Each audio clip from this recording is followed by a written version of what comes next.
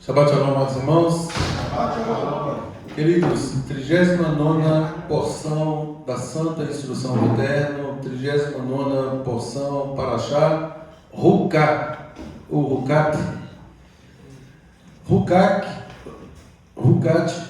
está previsto em Números, Bamidbar, capítulo 19, do verso 1 até o capítulo 22, verso 1. Hukat vem da raiz Hakak, que significa decretar. O termo é utilizado para descrever normas que o Eterno nos dá, que transcendem a lógica humana, e que devem ser obedecidas, por óbvio, exatamente pelo binômio contido na palavra fé. Fé é emuná. Emuná é confiança, fidelidade. Ou seja, nós devemos obedecer porque confiamos no Eterno e, por consequência, nós devemos permanecer fiéis. Nós devemos obedecer, ainda que isso desafie a nossa lógica. A Haftará de Hukat está em Juízes 11, aquele episódio lá de Jefté, Juízes 11, do verso 1 ao 33, na Brit Hadashah, em João 3,14 e 1 Coríntios 10, versos 1 a 12. Então, queridos, o tema dessa paraxá é que nós devemos obedecer ao Eterno, ainda que a nossa lógica nos desafie. Ainda que a nossa lógica nos desafie. Nós temos a mania de analisar tudo à nossa lógica. Agora, a nossa lógica, ela nos engana.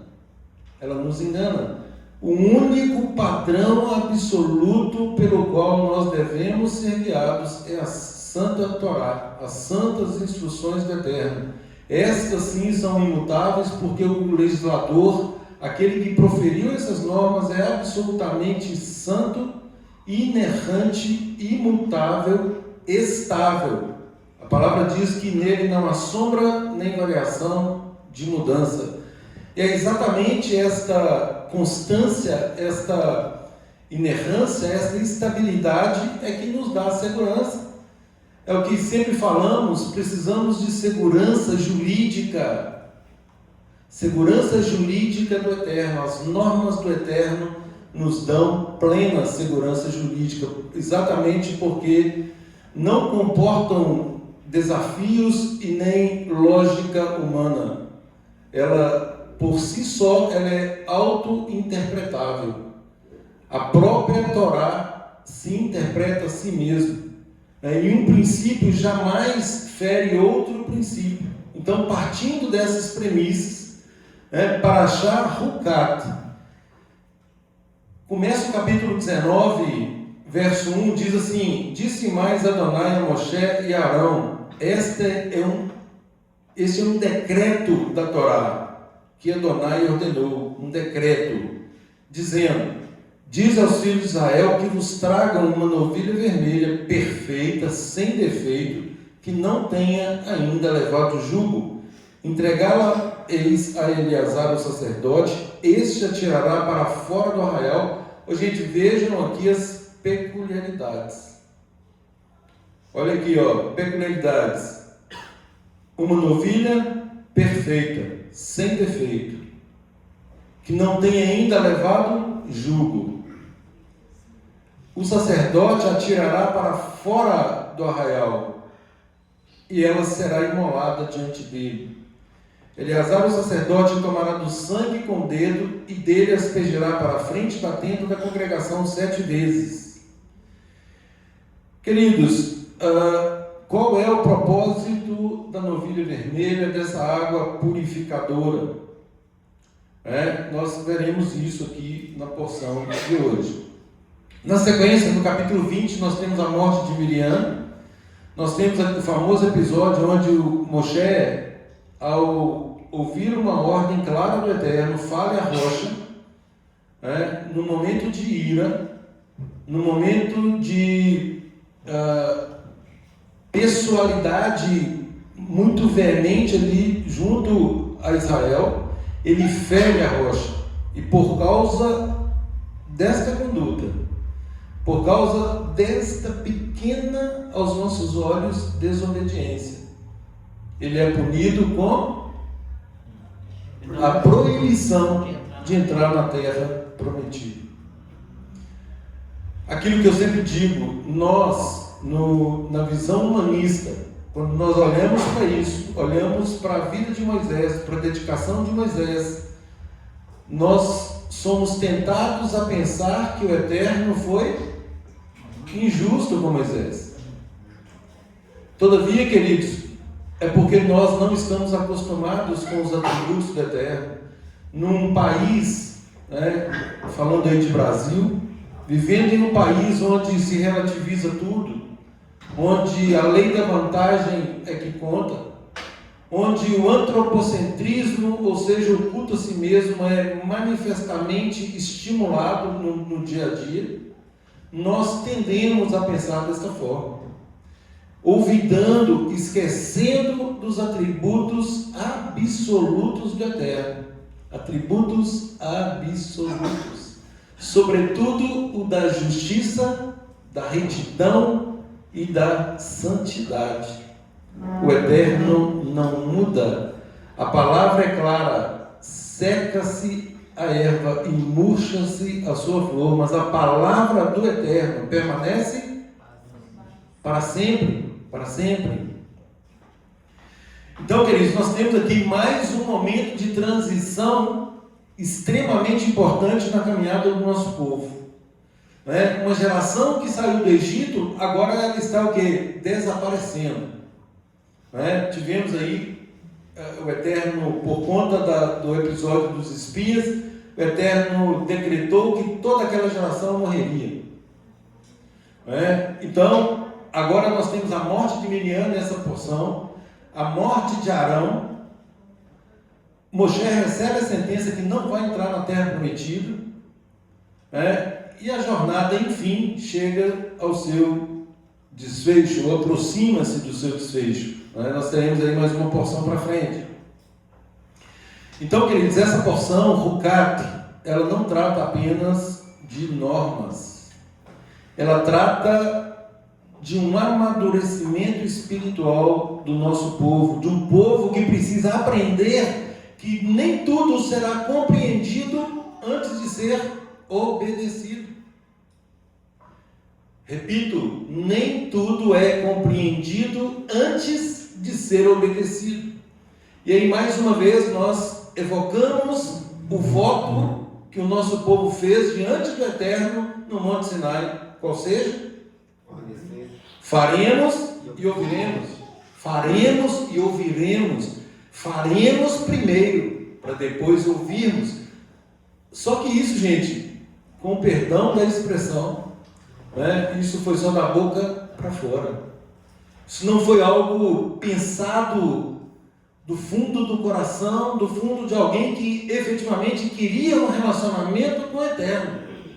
Porque à medida que eu faço um voto, e aliás a Torá ela é clara nesse sentido, você não precisa votar, você não tem que fazer compromisso nenhum. O compromisso, é óbvio, ele passa pela obediência à Torá. Qualquer coisa extra, porque às vezes eu quero me santificar mais, eu quero pelo menos mostrar mais santificação. E se eu quero mostrar mais santificação e faço um voto precipitado, a Torá diz: agora você cumpra. Você não era obrigado a fazer voto, mas já que você fez, você deve cumprir. É obrigação, passa a ser obrigação. Era facultativo fazer ou não. Nós temos liberdade para fazer votos ou não. Mas a partir do momento que fazemos, nós devemos ter o cuidado, a decência, a honradez de cumprir com a nossa palavra. De cumprir com a nossa palavra. Gente, a palavra empenhada, uma vez proferida, lançada, colocada entre interpostas pessoas como assunção de um compromisso, ainda que resulte prejuízo, ela deve ser cumprida. Isso é princípio de direito, inclusive. Pacta sunt servanda. Ou seja, os pactos devem ser cumpridos. Isso está dentro de um ensino magno de Yeshua, que o nosso sim deve ser sim, o nosso não deve ser não, e o que passa disso é do maligno.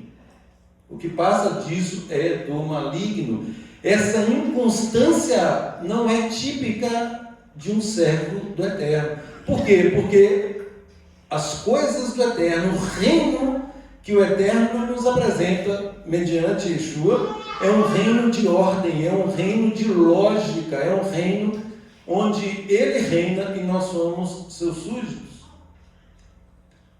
A oração que Yeshua nos ensina é que seja feita a vontade dEle, do Pai. Seja feita oração que Yeshua faz ao Pai, óbvio, Pai, seja feita a tua vontade, e não a minha, seja feita a tua vontade.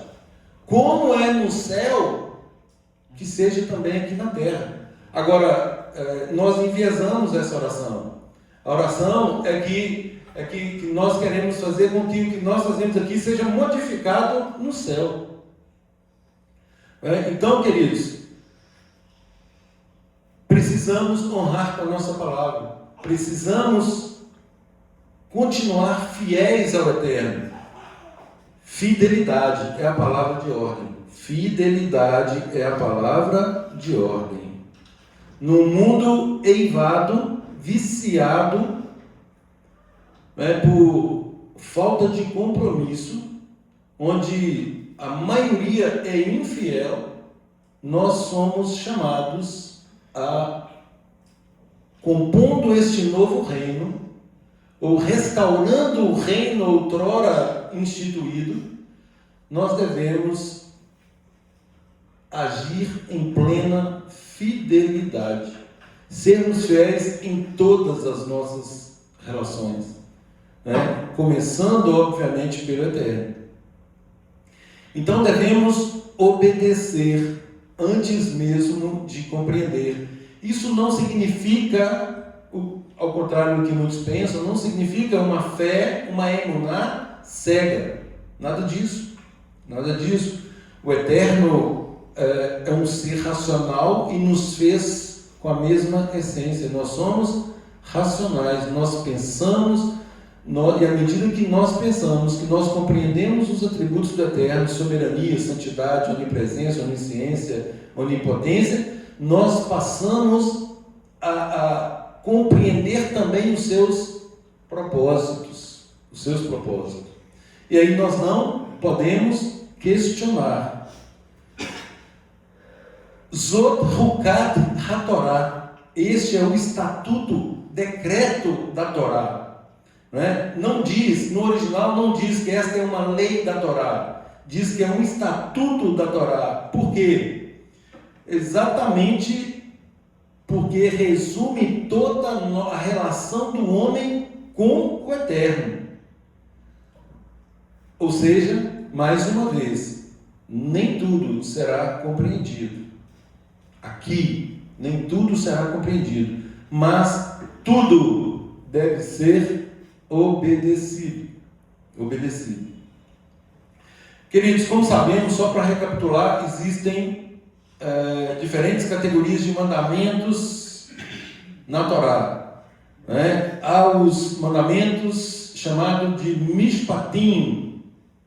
Mishpatim são leis claramente compreensíveis pela nossa razão. Nós olhamos e falamos assim, ok, não matar, por exemplo, não roubar, não adulterar, não mentir, Compreendemos isso? Sim? Tem aqueles mandamentos que são testemunhos. Por exemplo, o Shabat. O Shabat testemunha o quê? Duas coisas. Quais são? A criação, em primeiro lugar, obviamente, e... Não, a saída do nosso povo da escravidão do Egito. Testemunho. E também é um sinal de aliança entre nós e o Eterno, com certeza. É um sinal de aliança. Ezequiel 20:12, Ezequiel 20:20. Então esses são os Edut. E tem essa outra categoria de mandamentos, que são os Rukim. Rukim plural, onde vem Rukat singular. Rukim plural são mandamentos cuja razão não nos foi revelada. Não nos foi revelada. Por exemplo, a proibição de vestirmos roupas com lã e linho misturado. Um tecido onde há uma mistura entre o reino vegetal e o reino animal. Naturezas distintas. Por que o Eterno proíbe? Lógico, nós vamos fazer inúmeras especulações a respeito disso. Mas o Eterno não nos explica. Quando nós começamos a pensar, dois reinos, animal, vegetal, não se misturam, isso vem para o nosso corpo. O nosso corpo é o que mesmo? Templo de quem? Do Ruach HaKodesh, do Espírito do Eterno, do poder que Ele nos dá para vivermos aqui em santidade e em obediência. Temos ainda os alimentos que Ele diz que são puros e os alimentos que são impuros. Ou melhor, a categoria de alimentos e a categoria de não alimentos. E também não há explicação. Ele diz, esses são os animais que vocês podem comer. Não devem. Se não quiser, não tem problema. Pode, está permitido. Pode, é permissão, está permitido. Agora, esses animais vocês não devem comer. Ou seja, está proibido, não consumam. E dentre eles, mais uma vez, os mais famosos e em voga aqui no nosso país é a famosa carne de porco e o famoso camarão.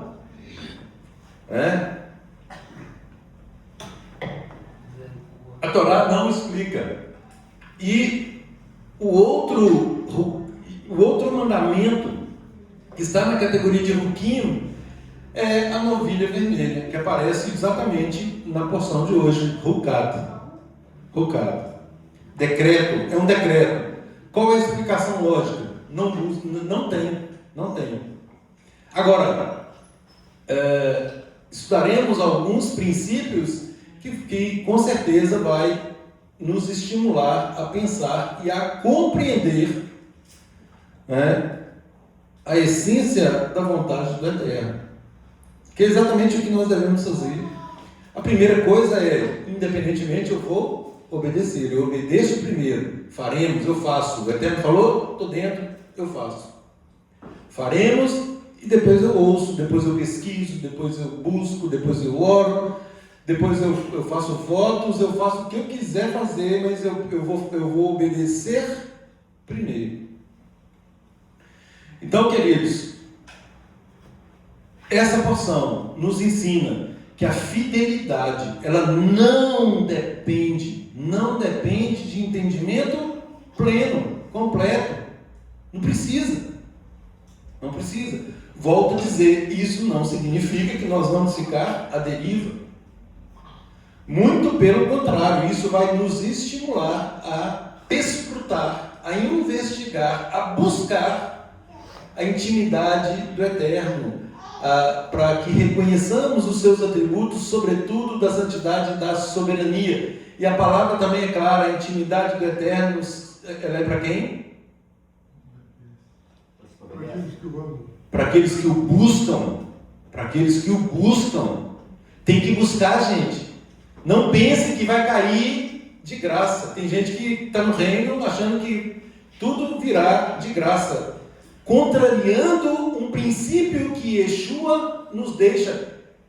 É princípio, porque já foi estabelecido. Ele fala que o reino de Deus é tomado por esforço. E ele diz mais, ele diz que só os que se esforçam se apoderarão dele. Ou seja, quem gosta de tudo fácil, com a boca aberta, esperando a morte chegar, não vai herdar o reino.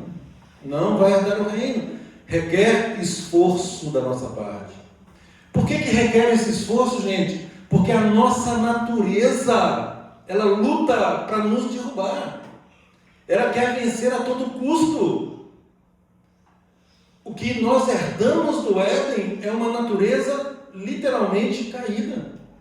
Uma natureza já condenada.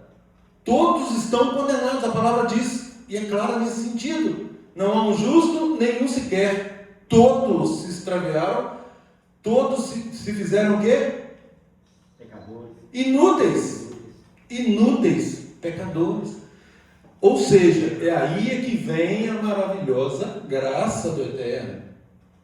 É daí que vem a maravilhosa graça. Porque se dependesse de nós exclusivamente, né, se não houver esse esforço, né, nós já estamos condenados. Nós já estamos condenados. Isso já está decretado. Agora, é nos apresentado o reino. E aí Yeshua diz, aqueles que se esforçam se apoderarão dele. Então agora vai requerer de nós um esforço. Não, é um presente da terra, mas não nos isenta da nossa contraparte, da nossa contrapartida. Tem que ter contrapartida. Gente, você já viu aquela expressão, não há almoço grátis? Não há almoço grátis, alguém está pagando. Alguém está pagando. Não há almoço grátis.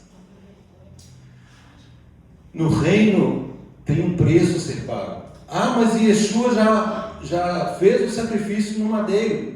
Ele fez esse sacrifício, gente, para nos proporcionar entrar para termos essa expectativa que daqui para frente, doravante, o que ele já fez anula tudo que ficou para trás. Ou seja, ele está nos habilitando.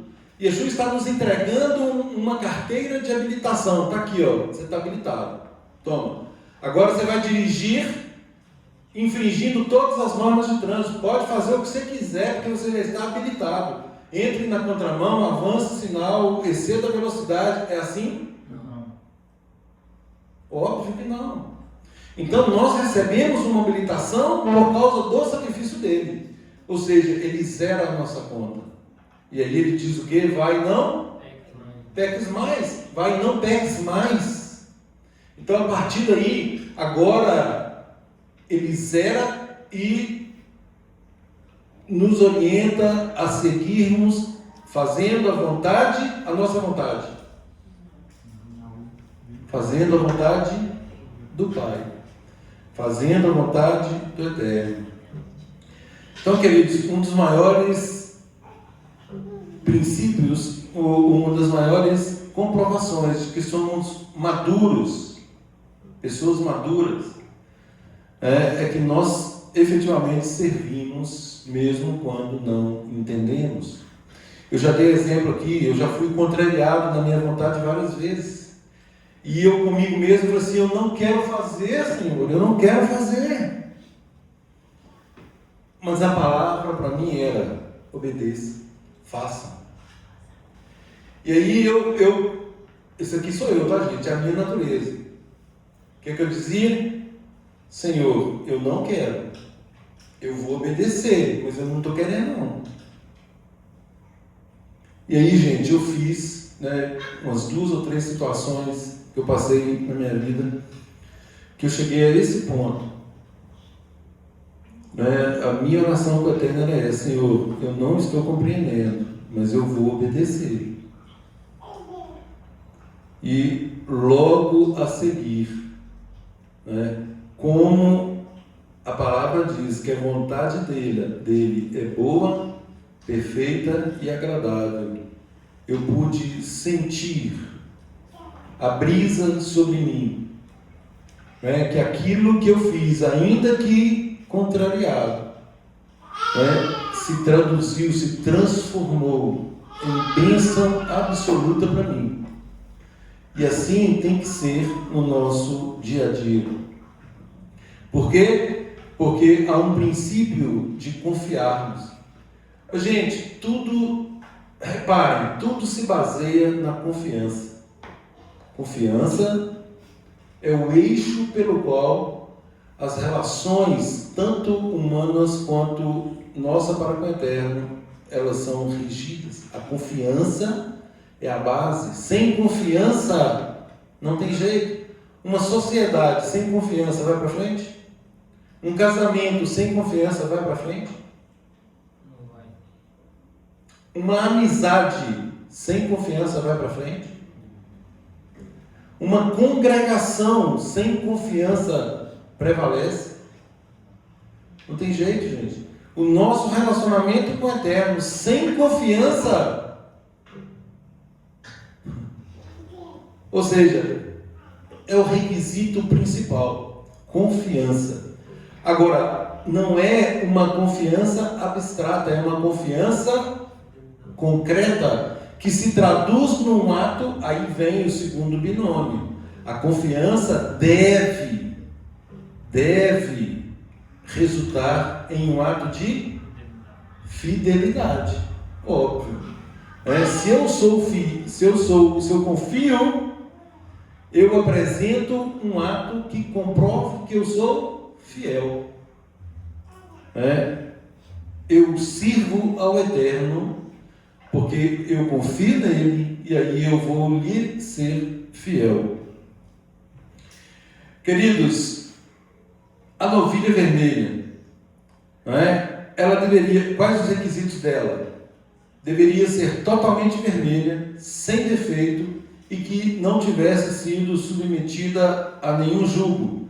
Ela era sacrificada fora do acampamento, as suas cinzas eram misturadas com água, e essa água era utilizada para a purificação de impureza de pessoas que tiveram contato com mortos. Gente, a Torá, ela nos adverte acerca dos mortos. Via de regra, é proibido tocar em mortos. Via de regra, tem as suas exceções, mas via de regra é proibido. E quando havia transgressão a essa norma, por algum motivo alguém tocava num cadáver, ele era purificado com as cinzas dessa novilha vermelha. E aí surge o grande paradoxo que todos os estudiosos da Torá, mundo afora, apontam. Quem estava puro, ou melhor, quem estava impuro, se purificava com as cinzas, com essa água purificadora, que era misturada com as cinzas da novilha vermelha. Mas quem preparava essa água, porque ele tinha contato com essas cinzas, ele se tornava impuro. Olha o paradoxo. E aí fala que os sábios, os estudiosos falam que esse é o paradoxo da santidade. E aí, Evandro, eu estou caminhando para responder a sua pergunta. Segura aí. Então, gente, veja bem, o mesmo instrumento produz efeitos opostos, dependendo da condição espiritual de quem o recebe. Aquele que está impuro se purifica, e o que está puro, porque manuseou, ele se impurifica. Começando a destrinchar, Evandro, isso significa o que, gente? Uma mesma verdade pode quebrantar um coração e pode endurecer outro. A mesma verdade. Agora, por que isso acontece? Porque começa a racionalização, conforme eu falei. Foge à lógica humana, sobretudo a algum tipo de interesse, e aí a pessoa logo, pensando estar autorizada por uma cultura oposta do Eterno, que foi incutida ao longo desses 2000 anos, na nossa cultura ocidental, eu estou falando de Brasil, ela pensa que ela pode fazer ao modo dela. Ela pensa que ela pode fazer ao modo dela. Então a mesma verdade, ela quebranta um coração ou ela endurece outro. O mesmo ensino, veja bem, o mesmo ensino pode aproximar alguém do Eterno e pode afastar outro. Tem gente que ouve os ensinos e fala assim: eu não concordo com isso. Concordo. Não é assim, não é bem assim, e por aí vai. Ou seja, o mesmo ensino está afastando. Enquanto para outros nossa, que ensino puro, que ensino reto, eu quero isso para a minha vida. Ou seja, aproxima do eterno. A mesma coisa. E aí, Evandro, agora o grande solto. O bom perfume de Yeshua. O bom perfume de Yeshua. Cheiro de vida para a vida. Cheiro de vida para a vida. Cheiro de morte para a morte. Ou seja, a diferença, gente, não está na verdade que é contada. A diferença está no coração de quem recebe a verdade. 2 Coríntios 15, 16 diz assim, 2 Coríntios 2, 15, 16, porque para o eterno, somos, para o eterno, nós somos o bom perfume de Yeshua. Para o eterno, nós somos o bom perfume de Yeshua, nos que se salvam e nos que se perdem. Ora, como assim? Somos o bom perfume de Yeshua, tanto para aqueles que são salvos, quanto para aqueles que se perdem. Para os que se perdem, certamente cheiro de morte para a morte, mas para os que são salvos, cheiro de vida para vida. Ou seja, o ensino de Yeshua é um ensino que confronta a nossa natureza.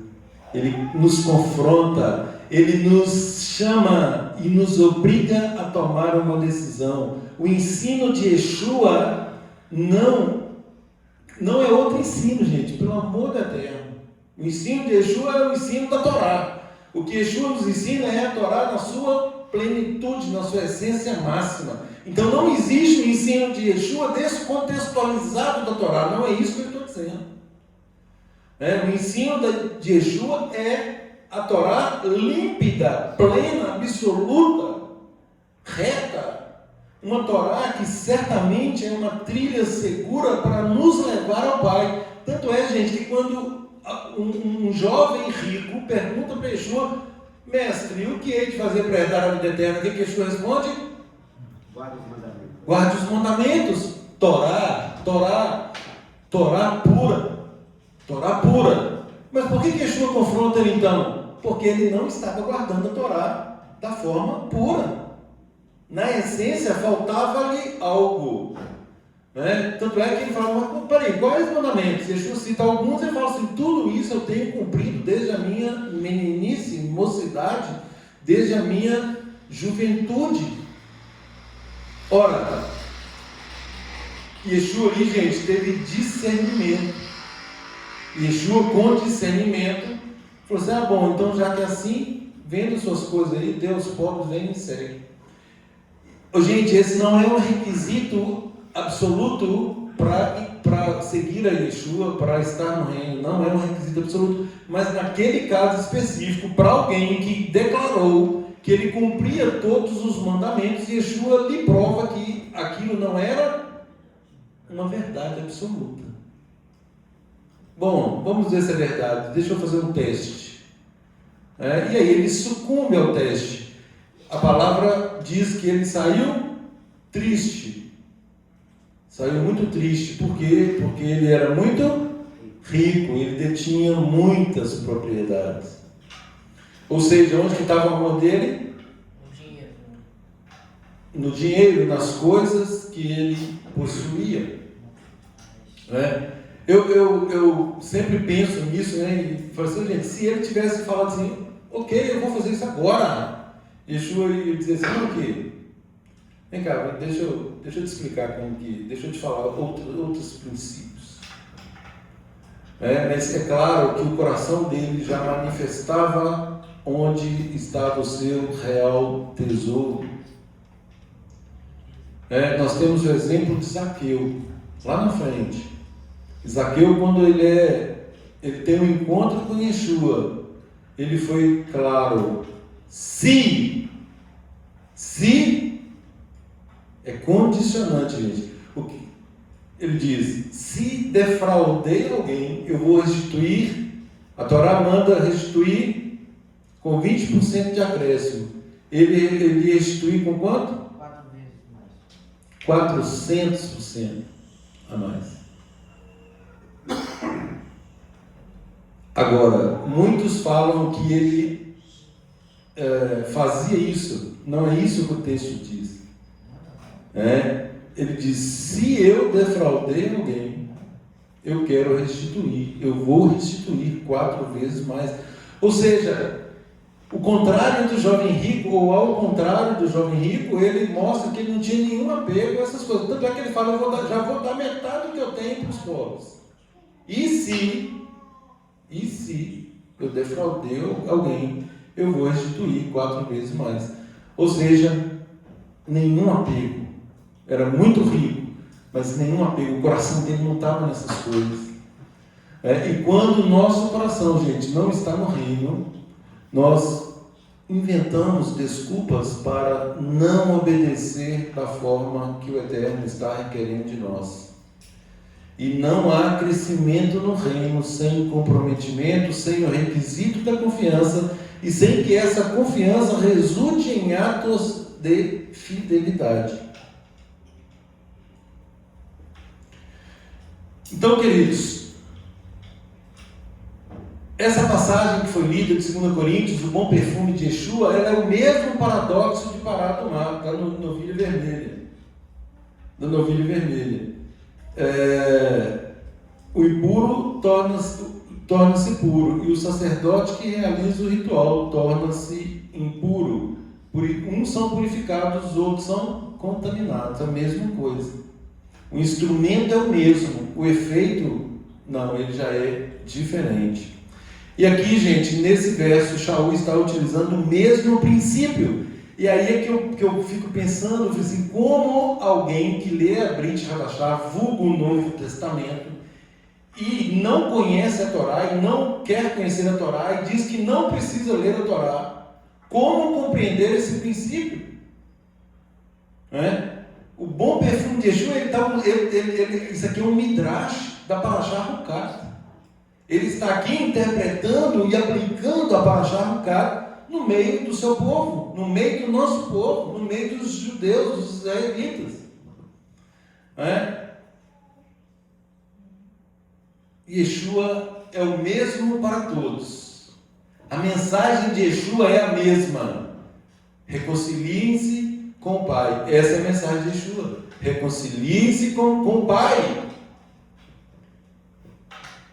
A palavra, gente, diz: e o Eterno estava em Yeshua, fazendo o quê? Reconciliando consigo o mundo. Então, Yeshua veio ou surge no meio do nosso povo, como aquele de quem Moisés disse que surgiria. O Eterno suscitará dentre o seu povo um profeta semelhante a mim. E ai daquele que não ouvir esse profeta. Esse profeta vai dizer para vocês o que vocês devem fazer. E ai daquele que não ouvir. Esse ai, gente, ai daquele, esse ai nunca é mencionado. Ninguém fala sobre esse ai. É como se eu dissesse assim: mas peraí, que Moisés falou que ai daquele que não ouvir. Você está ouvindo, Davi? Você está ouvindo o Messias, Davi? Ou ai daquele que não vive o Davi. Maxwell, você está ouvindo, Maxwell? Está atento, Maxwell? Ai daquele que não ouvir esse profeta. Então, esse, gente, é o princípio do Mashiach. E até hoje, para o nosso povo que ainda aguarda o Mashiach, eles pensam da mesma forma. Falam que o Mashiach vai fazer isso que Yeshua já fez. Vai reconciliar o povo com o Eterno. Vai ensinar a Torá de forma plena, clara, absoluta, pura. Ora, mas isso já foi feito. Não, mas o Mashiach não era no perfil que nós queríamos.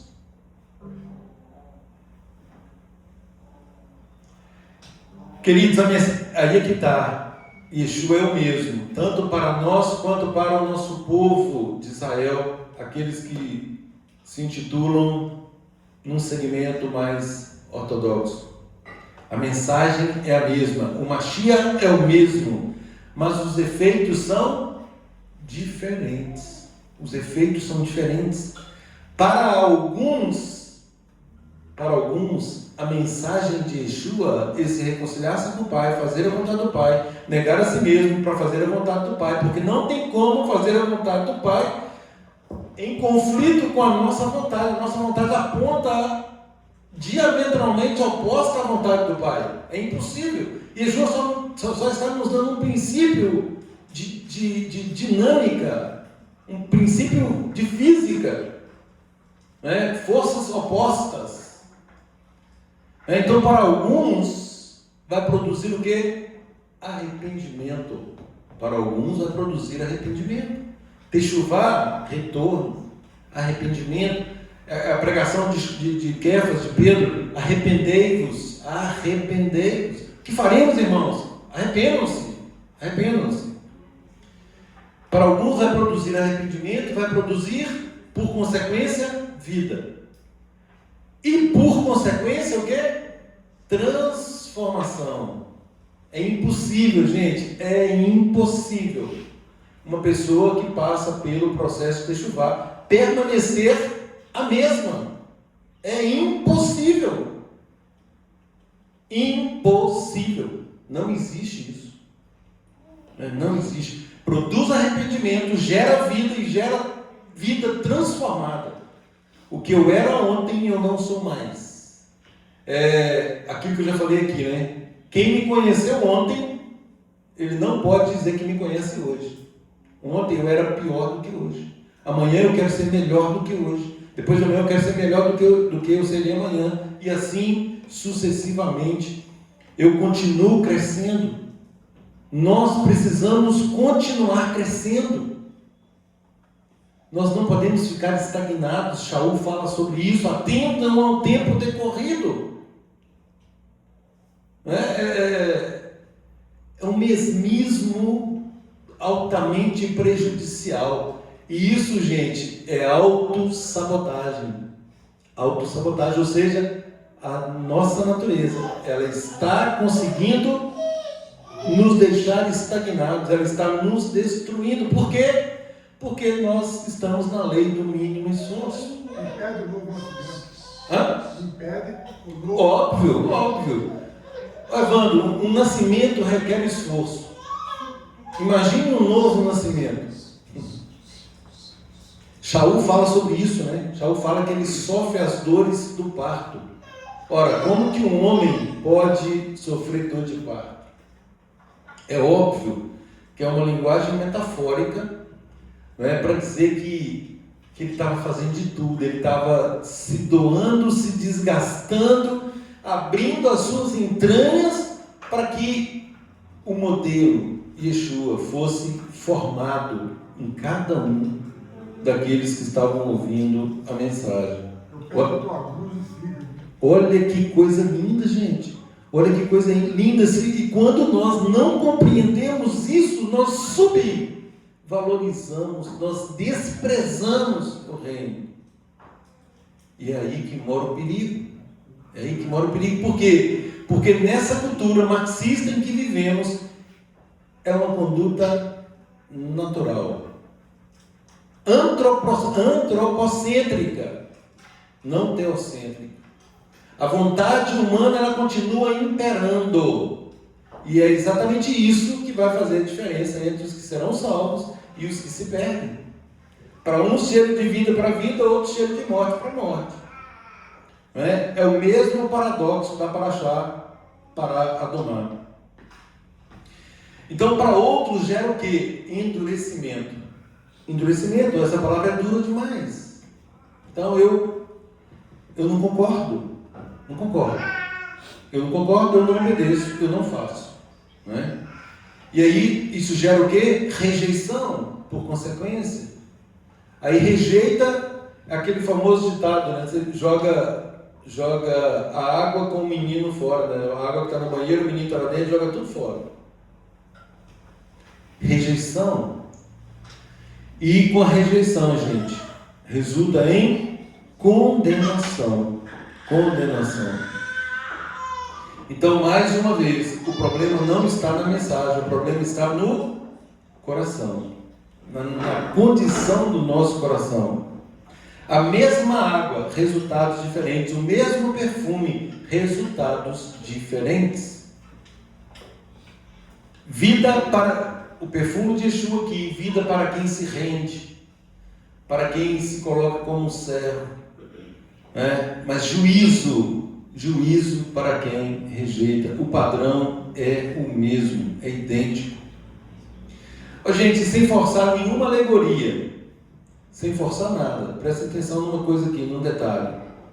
A conexão entre Parai, Adumá e a Novilha Vermelha e Yeshua. Inclusive, vários do nosso povo, estudiosos com viés messiânico, eles falam isso. A novilha era sem defeito. Yeshua é colocado como? Sem defeito. Yeshua foi levado para fora do acampamento. A novilha vermelha, o ritual era feito fora do acampamento. Lá em Hebreus 13:12 diz, saiamos, pois, a ele fora do arraial. A morte da novilha vermelha trazia purificação para outros, e Yeshua entrega a sua vida para a purificação do nosso povo e para todo aquele que se inserir no nosso povo. É o que eu falei, perdão absoluto da vida pregressa. Não é um cheque em branco para fazer o que quiser doravante. E aí é que está a diferença, entre a cultura ocidental, porque para além de zerar o nosso débito, é como se recebêssemos um valor inextinguível na nossa conta para continuarmos a fazer o que quisermos e levar a vida da forma que quisermos. O que, obviamente, é um absurdo. Então, Yeshua entrega a sua vida para a purificação. E olha mais um paralelo. No caso de Yeshua, nós recebemos a purificação por meio do sacrifício dele. Agora, ele foi o quê? Maldição. Foi maldito. O que era sem pecado. Tornou-se ominoso aos olhos do Pai. Ele se tornou impuro. Ele purifica e se torna impuro. A mesma coisa do sacerdote em relação à parada do mar. Ele aspergia naqueles que tinham tido contato com mortos, purificava aquelas pessoas. Agora, ao passo que ele fazia esse ritual, tinha contato com essas cinzas, ele se tornava impuro. Um paradoxo. Aroma agradável ao eterno. Reach Nihoa. Gente, isso aqui é uma linguagem sacrificial. Era uma linguagem do rito de sacrifícios no templo. É como eu disse, como entender isso sem ler a Torá? Loucura. Não, Velho Testamento. O que é a Torá, a lei central do Pai, é a coimada de velha, ultrapassada, em contraposição àquela que veio como nova, aquela que liberta e te dá um cheque em branco para você fazer o que você quiser. Yeshua é um aroma agradável ao Pai. Yeshua é vida para quem ouve as suas instruções. Yeshua é juízo para quem rejeita. E aí, queridos, o Ricardo nos ensina uma coisa muito interessante. A presença do Eterno nunca é neutra. Quem se coloca em relacionamento com o Eterno não pode ficar em estado de neutralidade. Uma mesma nuvem que o Eterno fez para guiar o nosso povo, olha para você ver, uma mesma nuvem que guiava o nosso povo, aterrorizava os inimigos. Os egípcios, ao verem aquilo ali, ficavam aterrorizados. O mesmo fogo que iluminava Israel era trevas para o Egito, enquanto estava concentrado ali no nosso povo, todo o resto estava em trevas. A mesma rocha que fornecia água para alguns, testemunhava contra a incredulidade de muitos.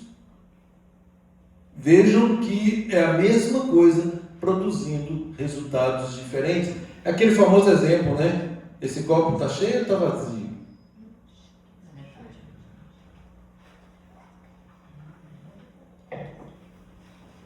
Como nós vamos olhar para isso? Como nós vamos, baseado nos princípios da Torá, como nós vamos compreender isso? Não de acordo com dados objetivos, né? Pergunto de novo, esse copo está cheio ou está vazio? Objetivamente, cada um vai dizer uma coisa, mas eu não estou falando disso. O assunto aqui não é copo, o assunto não é água.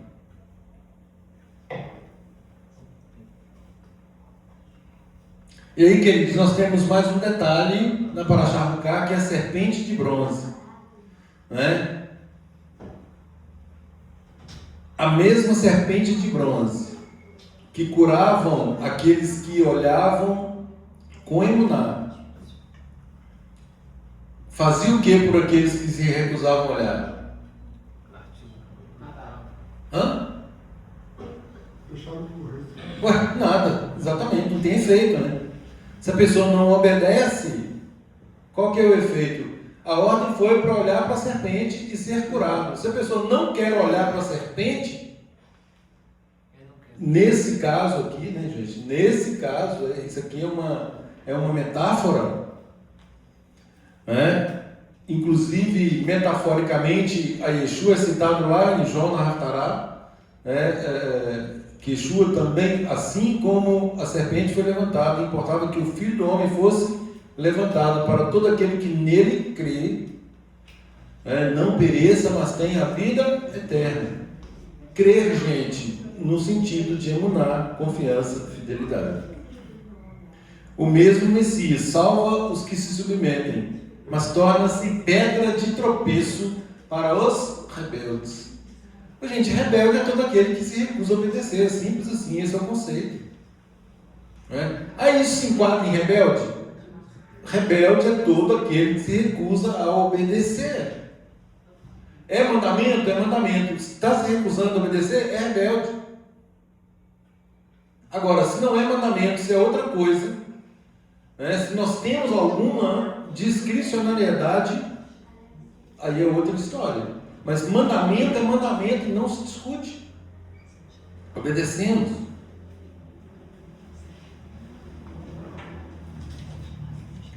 A santidade do Eterno, queridos, nunca deixa o ser humano igual. É aquilo que eu falei, é impossível passar pelo processo e permanecer a mesma coisa. Isso aqui, e aí chama atenção, porque é mais ou menos assim, fulano tem 20 anos que ele está falando que serve a Deus. Olha, mas ele, para mim, não mudou nada. Exatamente, cadê os frutos? Não tem frutos. Não produz frutos. Vai produzir algum efeito. Não tem jeito.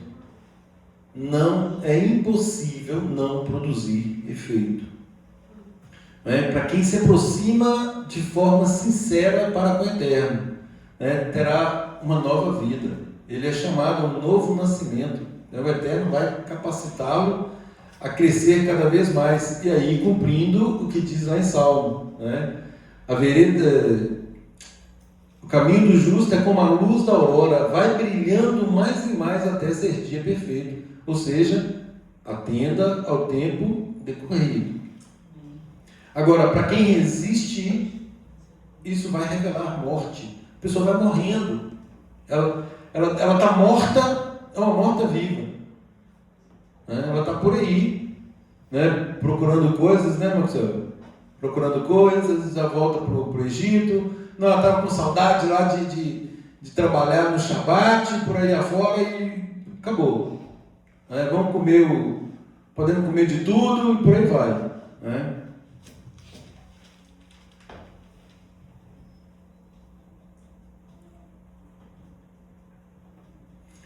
Queridos, os nossos sábios eles dizem que nem mesmo Salomão, com toda a sua sabedoria, em relação à porção Rucat, né, ele deixou uma observação, né, de que ele tinha pensado que ele poderia compreender todas as coisas, mas em relação a essa porção, ele falou assim: realmente eu não compreendo, embora obviamente reconhecesse que era um decreto do Eterno. Ou seja, até a maior mente humana, ela possui limites diante da sabedoria do Eterno. É isso que nós precisamos entender. É como nós pais, quando damos um comando, uma ordem para os nossos filhos.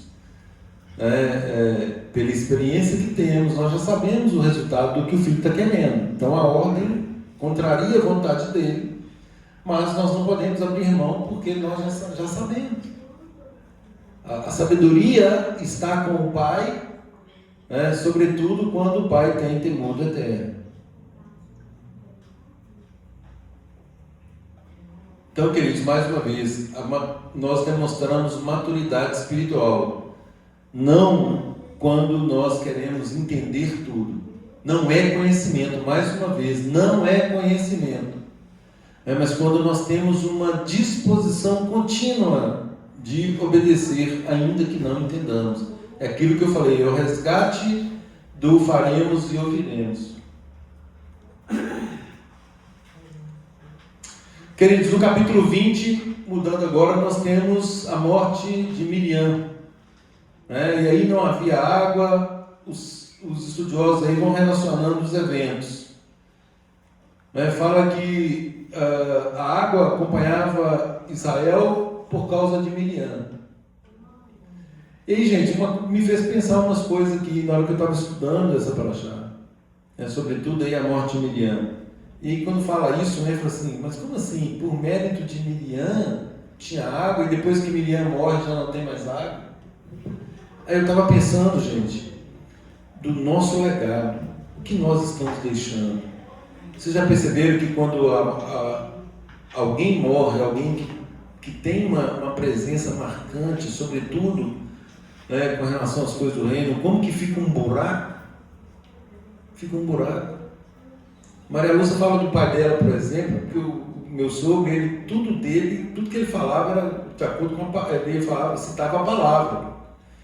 Então, hoje eu senti falta dele. Nos eventos, todo evento ele chamava para orar, todo evento.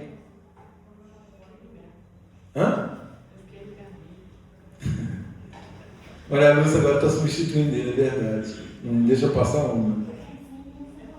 Interessante. Mas é nesse sentido, gente. Miriam, ela morre.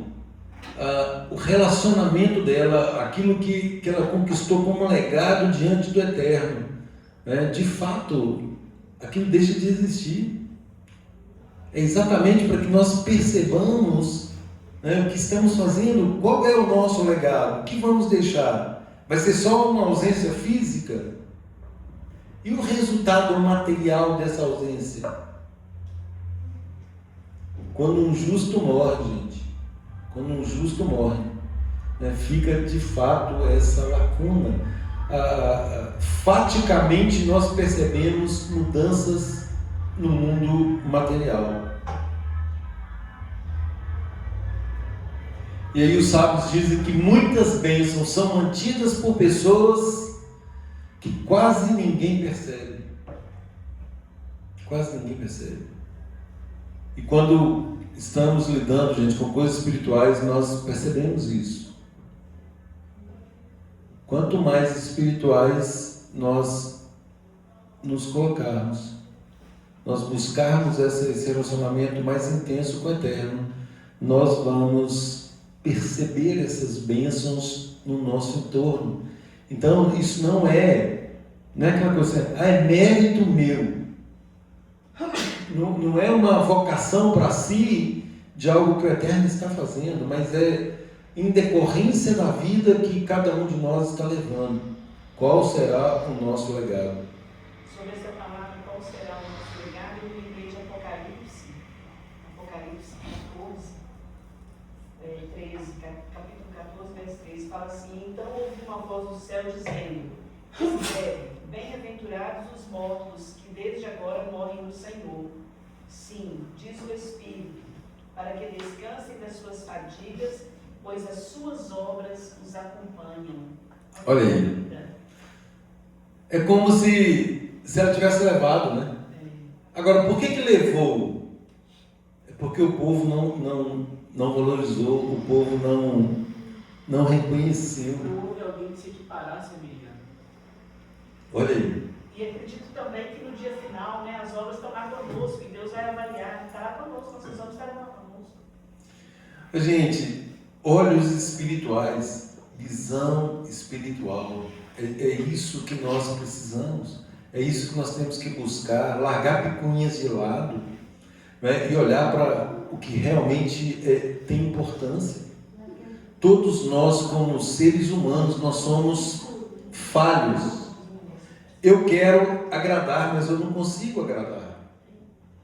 Eu quero que todos entendam, mas eu não consigo fazer com que todos entendam. Não é? A minha oração para o Eterno é que eu cumpra fidedignamente a vontade dEle. Mas eu sou falho. Agora, nós precisamos ter olhos espirituais para discernirmos essas coisas, relevar aquilo que é de só menos importância e prosseguir nesse caminho tão precioso para que nós não joguemos a água com o bebê fora. Porque senão nós vamos perder tudo. Se nós não nos exercitarmos no nosso meio, como um núcleo mínimo, como integrar aquilo que eu falei na semana passada, Moisés liderando 2 milhões de pessoas. Como assim? 2 milhões? Eu não dou conta de 30. 2 milhões de pessoas, gente, imagina. E o mundo vindouro? E aí? Um grupo mínimo ainda é um reino. Claro, micro-reino, mas é um reino. E o reino será composto de todos esses micro-reinos, óbvio. O mais interessante que ontem, quando você orou, né, você estava conversando comigo e falou assim: eu tenho orado muito a Deus para levantar homens que vão ter a mesma carga que eu tenho para essa obra que nós dois temos, casais que vão levantar aqui para cuidar de outras pessoas, para ensinar o caminho, para mostrar a retidão, para ajudar no alinhamento, né? E o mais interessante é isso, porque essas pessoas que estão aqui, cada uma Deus quer levantar como pessoas que vão cuidar de outros que estão para chegar, né? Então estamos aqui trabalhando para o Eterno e não para o Eterno. Claro, gente, não tem nada a ver essa questão pessoal, nada a ver, né? Nós estamos a serviço do reino, cada um de nós tem a sua participação e responsabilidade. O Eugênio fez um convite lá no Facebook dele, né? Eu não vi muitas adesões. Eu não vi muitas adesões, né, Eugênio? Está aberto. Está aberto, né? As vagas. Mas é o grau de interesse, né, Eugênio? Somos todos coadjuvantes, né, amor? No meio da obra. Todos aqui. Queridos, na sequência aqui, nós temos Moshe ferindo a rocha em Meribá. Ele se irrita, ele chama o povo de rebelde e ele fere a rocha 2 vezes. A água jorra, mas o Eterno declara: vocês não me santificaram diante do povo. Por que não santificaram o Eterno? Porque ele avocou para ele. Olha o perigo, gente. Moisés avocou para ele aquela obra da água, enquanto o Eterno tinha dado uma ordem clara: fale a rocha. Só a palavra. Me lembrou o estudo de Lucas que fizemos essa semana, sobre o centurião. Diga uma só palavra. Se o senhor disser, eu tenho certeza que vai fazer. Por quê? Porque eu reconheço essa questão de autoridade. Eu sei o que é autoridade. Eu também tenho homens sujeitos à minha autoridade. Eu falo para ele: faz isso, ele faz. Eu falo para ele não fazer, ele não faz. Diga, só diga. Não precisa sair do seu lugar. Fala uma palavra só e para mim está tudo certo. E aí Yeshua enaltece a emuná desse camarada. Ele falou assim, puxa vida. Nunca achei tanta fé em Israel. Olha aí.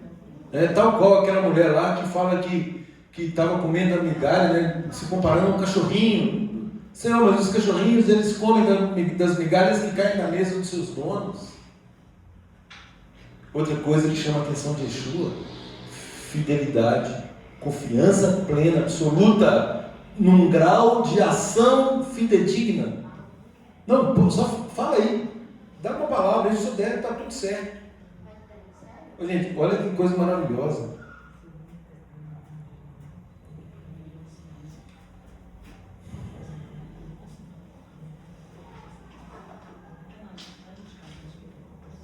Queridos, na sequência nós temos Edom recusando passagem ao nosso povo. É o cântico que o Rafael canta aqui.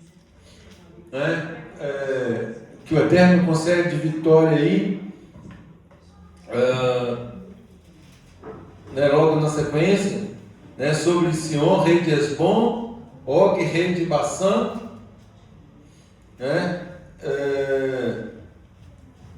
Exatamente o cântico que nós cantamos aqui no Shabbat. Então Israel aqui pede passagem pacífica, mas Edom recusa. Gente, Edom descende de quem mesmo? De Esaú. Olha que interessante. Israel descende de quem? De Jacó. Jacó e Esaú, Israel descende. Israel é Jacó, não é isso? Eles são irmãos, Jacó e Esaú são irmãos. Aqui mais um conflito instaurado. E aí, queridos, qual é o princípio? Conflitos não tratados numa geração, fatalmente, vão se refletir nas gerações seguintes. Pois não. Que nós comentamos essa semana no estudo da Paraxá, no grupo, foi essa questão do poço, Primeiro Moisés, Deus fala para falar, ele bate na rocha, Então falou, não santificou, porque o povo teria visto o poder de Deus. Exato. E Deus quer que a gente também aprenda a dar ordem no mundo da gente, E quando lá no poço eles cantam, você deve falar disso mais à frente, Começa a cantar para o poço da água, ó poço, aqui fala ó poço. Responde, brote água, ó poço. O poço que príncipes cavaram, que nobres do povo escavaram, com bastão de governantes, com seus próprios bastões. Então, nós comentamos sobre isso, a importância de nós termos fé para proferirmos a palavra e criarmos uma nova realidade na nossa vida, a vida pessoal aqui de cada um. O que eu acabei de falar, gente, o centurião que creu que apenas a palavra proferida de um profeta seria suficiente para curar o servo dele. Só uma palavra. Muito vale a oração do justo. Por sua eficácia. Aqui, ninguém precisa ir. Eu passei por isso, Alguém chegou para mim numa determinada ocasião e falou assim, aqui, leva essa pessoa que está enferma para o fulano, porque o fulano, ele ora e as coisas acontecem. Eu virei para essa pessoa e falei assim, bom, já que você está me dando essa sugestão, faz o seguinte, comunique o fulano que essa pessoa está doente, pode pedir ele para orar. Se tiver de acontecer, vai acontecer. Seja feita a vontade do Eterno. Pronto.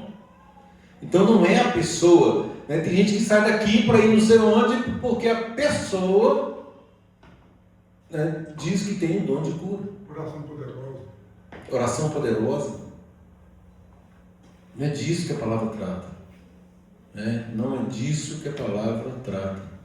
Se a pessoa ela for de fato uma pessoa enviada do Eterno, serva do Eterno, ela pode orar de onde ela estiver.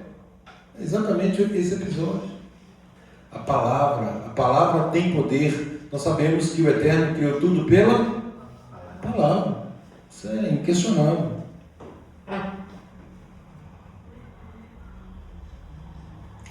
Então, queridos, ainda falando de Esaú e Israel, feridas familiares ignoradas não desaparecem.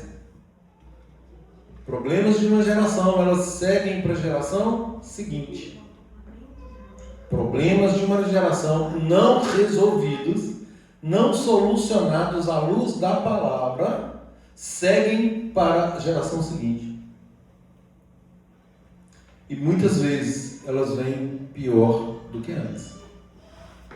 Muitas vezes. Por isso, as admoestações da palavra para que nós façamos tikkun, retifiquemos aquilo que precisa ser retificado. Queridos, na sequência nós temos a morte de Arão. Arão sobe ao Monte Hor, e aí suas vestes são retiradas, são colocadas, transferidas para Eleazar, seu filho, e aí ele morre. Qual que é a lição, gente? Não existe uma função que seja eterna. Outra lição é que ninguém é insubstituível. Ninguém é insubstituível.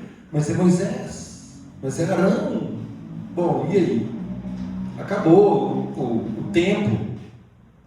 Moisés, com toda a sua glória, a glória humana que lhe foi dada pelo Eterno, com toda a sua honra, chegou o tempo dele.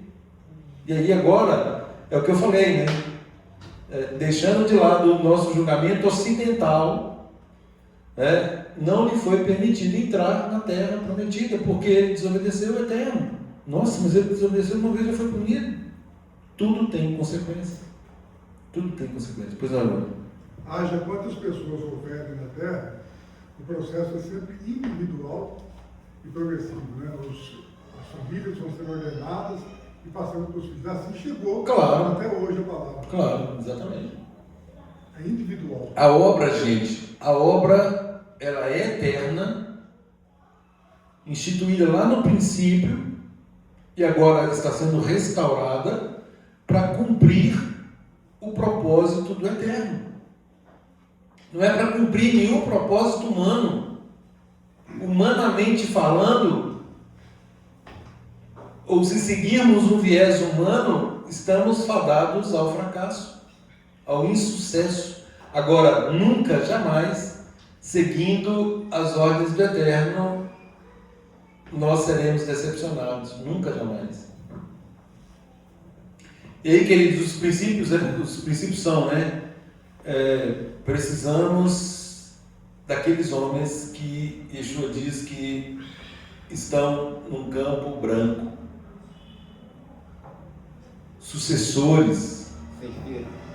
Eu olho para vocês e penso, quem vai me suceder?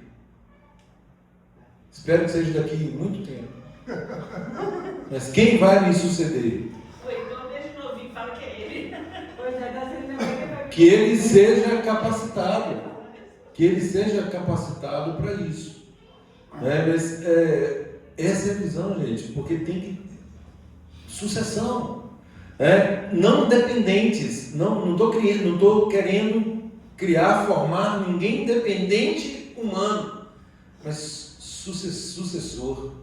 Alguém que primará pela continuidade dos mesmos princípios, com a mesma retidão, com a mesma firmeza. O mesmo povo.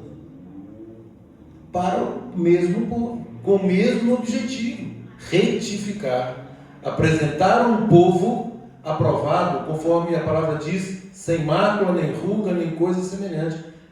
É a carral do Eterno. Carral do Eterno é assim. E quando você diz assim, eu penso que a gente tem que lembrar que não vai ser só um, não é só um hoje que tem que ser responsável. Claro, não, todo, lógico, é corresponsabilidade. Todos somos sacerdotes. Então, assim, é isso que às vezes a pessoa pensa, não, eu vou ficar só aqui no banco, eu vou só ouvir. Não, todos somos sacerdotes, Povo santo, sacerdócio real, ordenação santa, povo de propriedade exclusiva de Deus.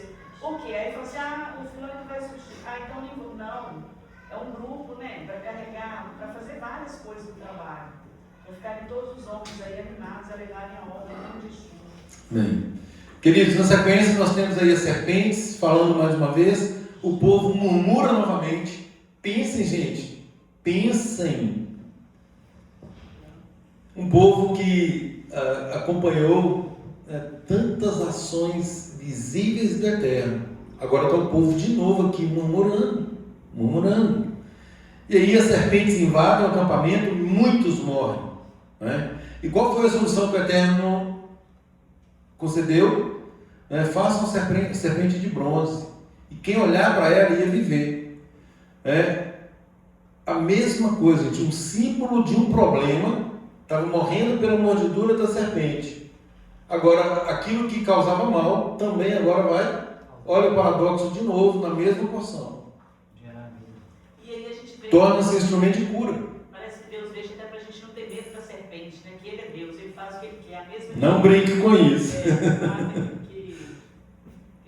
Ele faz transformar em bênção, né? Só Ele pode fazer. Gente, o princípio espiritual aqui, olha para você ver, interessante. A restauração começa quando encaramos de forma honesta a causa da queda. Qual que foi a causa da queda neste caso? Eu acabei de falar. Falar mal, Murmuração. Fala que o pão era vivo. Murmuração. Murmuração, gente, reclamação. O povo murmura novamente, capítulo 21, ouvindo. Não, 7. O povo foi então a Moisés e disse: Isso, veio o povo a Moisés e disse: havemos pecado porque temos falado contra o Eterno. Olha aí, e contra ti, ore ao Eterno que tire de nós as serpentes. Então, murmuração, reclamação, lashon hará, língua má. Não existe cura, gente, sem confronto com essa causa. Ninguém será curado se não resolver a causa. É exatamente isso que nós buscamos ensinar todos os dias. Resolva a causa. O problema está na causa. Qual que é a causa? A grande causa? Independência do Eterno. Agir de acordo com a vontade própria e não de acordo com a vontade do Eterno. Lá em João 3,14, assim como Moshe levantou a serpente no deserto. Gente, só para destacar, né? Isso aqui não é óbvio, isso não tem nada a ver com a idolatria.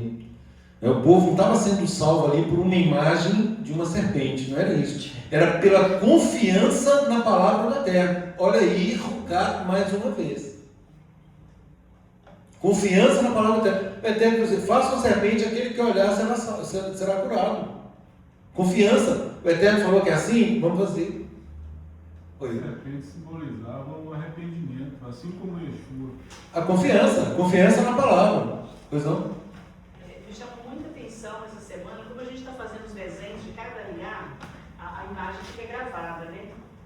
Outras vezes que nós estudamos essa paraxá, isso passou mais ou menos no meio da murmuração. É uma poesia que eles falaram: nossa alma chegou a abominar o pão desprezível. Olha, chamar o mamá de pão desprezível. Abominar, olha só. Aí Deus mandou as serpentes, né? Eles pediram pão, não quiseram pão, então mandou serpentes, né? Por isso que lá em Tiago fala: Deus não nos dá cobra quando pedimos pão. Gente, a salvação, a cura, ela vem pela confiança plena, obediente ao plano, à palavra do Eterno. Nunca se esqueçam disso. Na sequência aí, querido, já terminando, as guerras contra Sihon e Og, no número 21, Israel agora começa a conquistar os territórios, ou seja, após décadas de preparação, as derrotas se tornam vitórias e agora os escravos se tornam guerreiros. Qual é o princípio? O princípio é que o Eterno não entrega grandes vitórias para aqueles que não têm maturidade espiritual. Olha aí. Primeiro nós somos formados, forma-se o nosso caráter. Depois de formar o caráter, o Eterno nos entrega uma missão, pois não? Mesmo porque o Espírito do Santo não habita num corpo sujo. Claro, sem dúvida. Gente, a Haftará de Juízes aí, a história de Jefté, qual é a conexão? Em Juízes ele está relembrando a passagem por Edom, a recusa dos povos vizinhos, e a conquista de Sion. Funcionando aqui, o princípio é que Jefté, obviamente, ele conhecia a história de Israel. E aí, o que fica como um fundamento? Quem não conhece a própria história perde a sua identidade. Identidade. Você faz parte de qual povo? Sei lá, brasileiro? Brasil? Misericórdia. Só existe um Deus. Né? Que Deus é esse que serve para tudo quanto é caso. Quem não conhece a sua história, gente, não conhece a sua identidade. E aí, olha um comentário de um grande estudioso da Torá: uma geração sem memória espiritual torna-se vulnerável ao engano. Uma geração sem memória espiritual torna-se vulnerável ao engano. Se a gente não lê a palavra, a gente não fica sem memória espiritual. Queridos, Hebreus 3, 7 e 19, advertência severa contra a murmuração. Temos falado disso aí a miúde, né? Então, advertência severa está lá em Hebreus 3, 7 e 19. Não vai dar tempo de ler os textos. Um pecado recorrente no meio do nosso povo, principalmente nessa paraxá. Lá em Tiago 1:22, sede praticantes da palavra e não apenas ouvintes negligentes. O oposto da murmuração é a obediência plena. E aí, queridos, finalizo com os princípios da porção. Volto a dizer, a fidelidade vem antes da explicação. Nem tudo será compreendido antes de ser obedecido. Menina, obedece primeiro. Estou te mandando, obedeça. Depois que obedece, vem a compreensão. A murmuração sempre revela um problema mais profundo. Mais profundo. O problema raramente é circunstancial. Ele tem uma raiz. Está lá na ausência de confiança, de relacionamento com o Eterno, enfim, de infidelidade, ingratidão.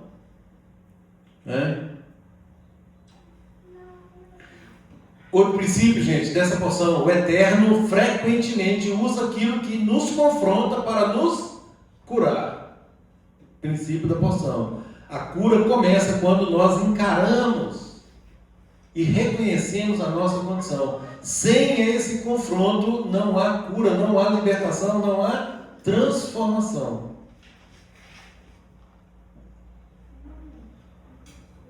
As maiores bênçãos nem sempre são as mais visíveis. Miriam ensina isso aqui com a sua vida. Outra coisa, outro princípio: a herança espiritual precisa ser transmitida em lindeza.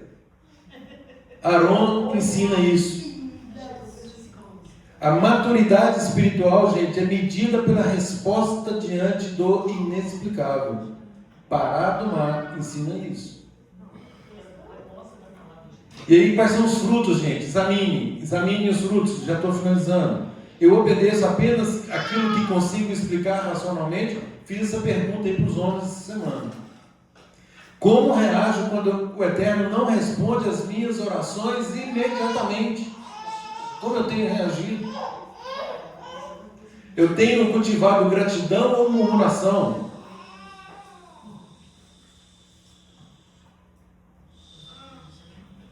Minha emuná permanece firme quando a lógica não consegue me apontar o propósito? Primeiro eu quero entender, depois eu obedeço. É o erro. Queridos, mais uma vez, os caminhos e os planos do Eterno são mais elevados do que os nossos. Os seus decretos fogem à nossa compreensão, não é? E que nos conduzem à vida, não podem ser desobedecidos ao fundamento de que não estamos entendendo. Se o Eterno mandou, faremos e ouviremos. Shabbat Shalom a todos.